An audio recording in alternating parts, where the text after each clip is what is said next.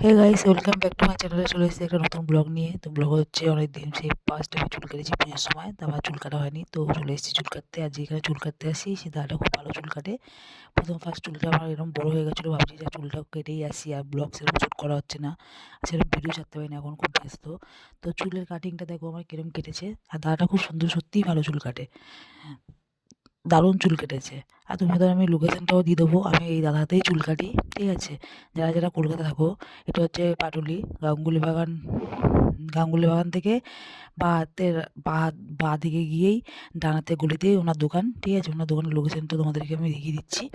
আর সত্যি দাদাটা এত সুন্দর চুল কাটে না, আমি কারোর হাত দিয়ে চুল কাটি না, কারণ ওনার হাতে চুলটা কাটিংটা সুন্দর করে করে, ঠিক আছে? আমি ফার্স্ট আগে অন্য জায়গায় চুল কাটতাম, তখন দাদার কাছে কাটিং করি, আর লাস্টে দাদাকে বললো, দাদা এখানে এই কাটিংটা মানে ডিজাইনটা করো না, ঝাপড়ি লাগবে। দাদা বলছে, না ঝাপড়ি লাগবে না, তোমার 3 দিনের মধ্যেই কাটিং মানে দাগটা চলে যাবে।